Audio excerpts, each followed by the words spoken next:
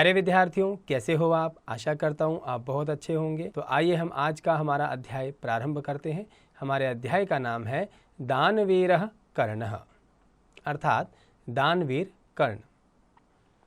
ततः प्रविशति ब्राह्मण वेशधारी शक्रः, उसके बाद प्रवेश करते हैं ब्राह्मण वेशधारी अर्थात ब्राह्मण का वेश बनाकर इंद्र कर्ण के राज में प्रवेश करते हैं।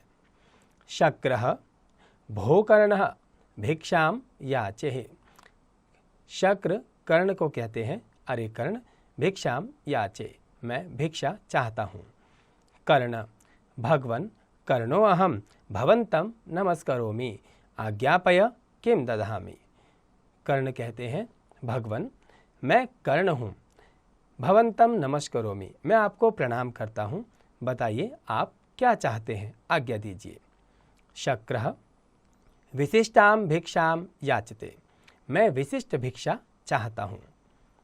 कर्णः विशिष्टां भिक्षां भवते प्रदास्ये किम गोसहस्रम ददानि। कर्ण कहते हैं, विशिष्टां भिक्षां भवते प्रदास्ये, अर्थात आपको विशिष्ट भिक्षा दी जाएगी, क्या मैं आपको हजारों गायें दान में दे दूं। शक्रः मुहूर्तकं क्षीरं पातुं नेच्छामि कर्णः। अब शक्र अर्थात इंद्र वे कहते हैं, मुहूर्तकं क्षीरं पातुं न इच्छामि कर्णः, कर्ण मैं क्षण भर के लिए भी दूध पीना नहीं चाहता। कर्णः किम नेच्छति भवान, क्या चाहेंगे आप।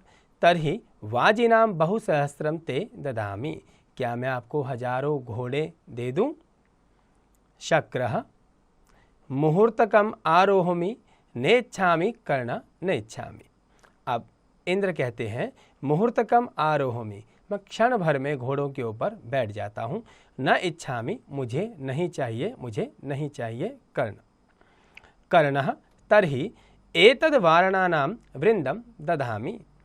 कर्ण कहते हैं, तो क्या मैं आपको हाथियों का झुंड दे दूं।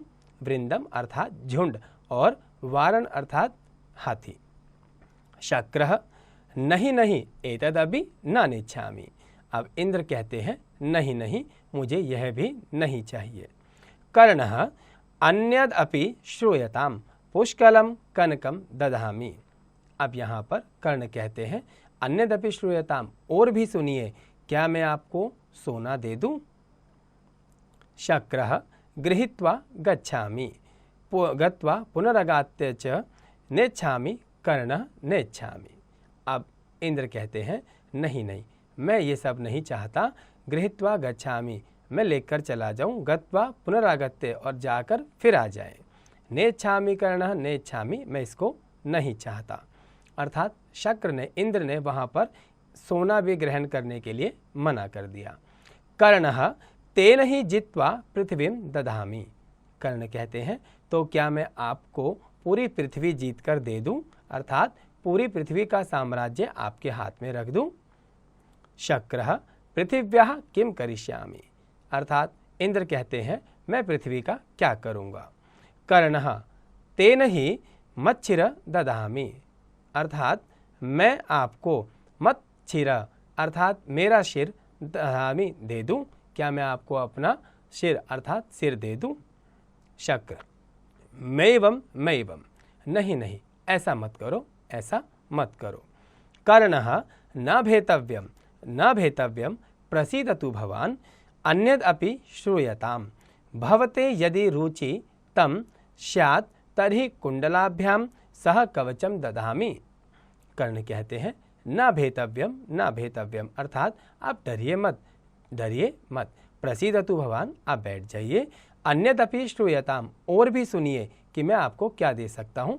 भवते यदि रुचि, यदि आपकी इच्छा हो, तम अहम तर्हि कुंडलाभ्याम कवचम दधामि, क्या मैं आपको कुंडलों के साथ कवच दे दूं। शुक्रः सहर्षम आम देहि देहि।